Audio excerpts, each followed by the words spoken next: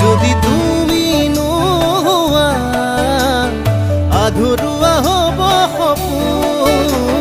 চিনাকি চিনাকি দুখ নিদিয়াৰে মিলনৰে আমি এটি যুগমীয়া গান গাওঁ। পক্ষী পক্ষী সপোনৰে মিঠা